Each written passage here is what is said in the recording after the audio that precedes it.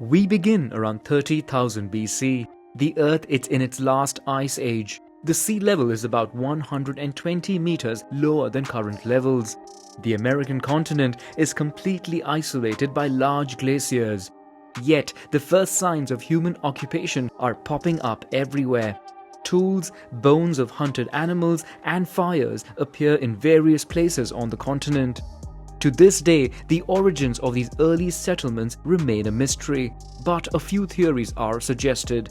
According to one theory, people from the Bay of Biscay would have followed the 5,000-kilometer ice field that crossed the Atlantic Ocean to reach the north of the American continent. But this hypothesis is controversial and undermined by recent genetic data which points to Asian origins of the first American settlements.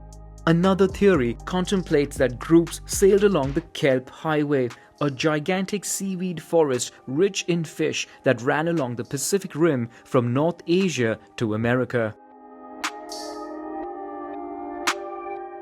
As the Ice Age draws to a close, Beringia forms a land corridor that connects America with Asia. The climate is milder here. Local vegetation is suitable for large animals such as bison, caribou, and mammoths, attracting Siberian populations who are hunters. Further east, the melting of enormous ice caps opens a corridor towards the continent. Animals, followed by humans, gradually pour in, while the melting ice causes waters to rise. Beringia is flooded. The American continent is once again isolated. New nomadic populations spread across the continent who gather, fish, and hunt. The climate continues to warm up, which facilitates the domestication of plants endemic to the continent. Due to crossbreeding, American populations create and cultivate avocados, chili peppers, squash, corn, and even cassava. Ceramics appear, a very useful invention not only for storing crops but also for art.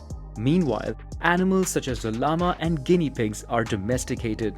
Populations begin to settle, initially mainly on the central Mexican plateau and in the coastal areas along the Andes Mountains. Gradually, groups of populations begin to take shape and the first cultures appear. In the Atacama Desert, the Chinchorros are the first in the world to mummify their dead. A little further north, the Valdivia culture emerges. This is one of the first to produce ceramics in large quantities. In the Mississippi Basin are the Mound Builders, a group of nomadic peoples famous for the many large mounds they erect. Their chiefs meet regularly and trade develops throughout the region. In the south, the Corral civilization is the first to emerge on the continent. It brings together around 30 sites and population centers, including Corral, which is probably the first city on the continent. Pyramids, squares, as well as residential quarters are built there. This civilization is prosperous thanks to the irrigation system it develops, among other things. Yet, despite its isolation, the Corral civilization mysteriously declines and disappears around the 19th century BC. Perhaps because of the numerous earthquakes or the El Niño phenomenon, a warm sea current that causes the disappearance of fish and devastating climate upheavals. In the center of the continent, the Olmecs appear and form the first Mesoamerican civilization. They first develop in the city of San Lorenzo, where nearly 10,000 inhabitants live in 1600 BC. Huge basalt sculptures representing heads are built there. The Olmecs set up agricultural terraces with a complex system of water distribution using U-shaped stones. Further south, the Chavin civilization emerges in the Andes. Known in particular for its religious ceremonies, this civilization prospers and deeply influences the region. Among the Olmecs, while San Lorenzo is in decline, La Venta reaches its peak. According to some, the first Mesoamerican pyramid was built there. To stock up on precious stones in particular, important networks of exchange are developed with cultures and civilizations of the region. There are also traces of writing among the Olmecs, but the exact origin of this invention is still debated today. Finally, Tres Zapotes is the last great Olmec city as the civilization falls into decline. This benefits the Zapotecs, who become the new dominant civilization, with Monte Alban as the capital where writing is developing.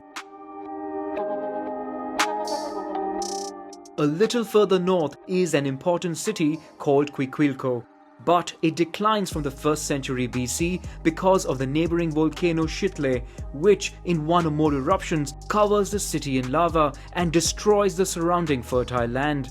There is still no consensus over the precise date of this event. In any case, this benefits the neighboring city of Teotihuacan, which sees dazzling prosperity and development. Surrounded by fertile land and located near deposits of obsidian, a volcanic stone used in the making of tools, the city attracts artisans and traders from all over Mesoamerica and becomes an important hub. Monumental pyramids are built and become places of pilgrimage. At its peak, Teotihuacan is the largest city on the continent with a population of at least 100,000. Further east, the Mayan civilization is divided into a multitude of city-states which are often rivals. Tikal and Calakmul, both in competition against one another, are the two greatest powers. But in 378, Teotihuacan seizes power in Tikal. A new dynasty is established there and the war continues against Calakmul. Between 550 and 575, the central districts of Teotihuacan are set on fire and vandalized, possibly during internal revolts. While in the east, Tikal is defeated by Calakmul, Teotihuacan's power wanes until the city collapses. We return to 200 BC. At this time, in the south of the continent, the civilization of Chavin collapses, which allows the development of other civilizations in the region. The Nazca civilization develops in an arid zone, in particular by building underground aqueducts which make it possible to transform the desert into cultivated fields. They also do large drawings, often representing animals, which become an important part of ritual ceremonies. Further north, the Moshe culture becomes prevalent. Remarkable for its metallurgy and agricultural techniques in a desert environment, this warrior civilization spreads rapidly. Prisoners are sacrificed during rites. During the 7th century, it is probable that important climatic changes precipitates the fall of the Nazcas and the Moshe. This benefits the Wari civilization, which extends considerably to the north. Meanwhile, their ally, the Tiwanaku civilization, originating from the shores of Lake Titicaca, spreads south and eastwards, thus ensuring military and cultural domination over the entire region. In Mesoamerica, the fall of Teotihuacan leaves a void in the region, which benefits several cities that develop rapidly. In Mayan territory, rivalries remain a constant despite intense trade. The cocoa bean is used as money, but it is also consumed as a drink during ritual ceremonies reserved for elites and kings. The Mayans use writing and create a calendar designed by combining 3 existing calendars. The long count calendar has a cycle of 5,125 years, with its first cycle ending in 2012. From 780, a succession of periods of intense drought followed by a major political and demographic crisis leads to the desertion of most Mayan cities. Architectural constructions are interrupted, as are exchange networks. Dynasties collapse and only a few Mayan cities remain. The Zapotec capital of Monte Alban also collapses to the benefit of the neighboring Mixtec people. Tula, further north, grows to become the new Mesoamerican cultural center. In the north of the continent, the development of intensive agriculture in the Mississippi River Basin spurs the growth of the so-called Mississippian cultures. Further north, around the year 1000, Vikings from Greenland reached the coasts of America. They built camps, but these are abandoned after a few years and forgotten. In the south of the continent, El Niño is probably responsible for the collapse of the Wari and the Tiwanaku civilizations. This benefits the kingdom of Timor, which quickly becomes the main center of the Andes with Chanchan as its capital, an immense city of approximately 20 square kilometers composed among others of the 10 fortified citadels corresponding to 10 kings. The Chimus dominate the region through war and impose their religious beliefs, including the sacrifice of children and llamas. Other peoples and civilizations develop in South America, notably the Muiscas in the north. They are renowned for covering their new leader in gold dust before he submerges himself in a sacred lake. Further south, the kingdom of Cuzco develops, where the Incas live. On a small island in Lake Texcoco, the Mexicas people live in the city of Mexico Tenochtitlan. In 1428, they ally with the neighboring city of Texcoco to destroy the powerful city of Azcapotzalco. Then Texcoco, Tenochtitlan, and Tlacopan unite and form the Triple Alliance. Tenochtitlan becomes the capital of the new Aztec Empire. All men receive military education. Considered to be invincible, their armies quickly conquer a large part of the Mesoamerican territory. Despite a certain unity and cohesion in the empire, the heavy taxes imposed on the subjugated provinces becomes the cause of frequent rebellion.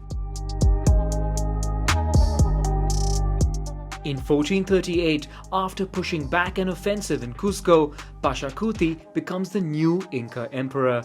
Quickly, he begins an expansionist policy throughout the Andean area. The Incas operate mines and build bridges, dams and roads to link the entire empire to Cuzco. The rapidly expanding capital grows to 60,000 to 100,000 inhabitants. The Inca territory is solidly organized in 4 quadrants, which conquer in the 4 directions. Complex irrigation networks are built to cultivate land, of which about a third is intended for the emperor and officials. In 1470, the Incas lay siege to their powerful rival Chanchan and cut their water supply. The city is defeated and the kingdom of Timor is annexed. Shortly after, Pachacuti dies. His heirs continue to extend the Inca territory considerably. Only the Chiriguanos in the southeast, and especially the Mapuches in the far south, resist brilliantly.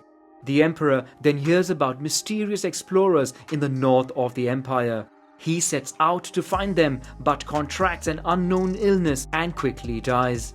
This disease, against which the Incas are not immune, spreads through the empire in a short time, also proving fatal for the heir. His death generates a war of succession. The Inca Empire is weakened from within, while on the coasts an external threat seems to be looming with the arrival of unknown navigators.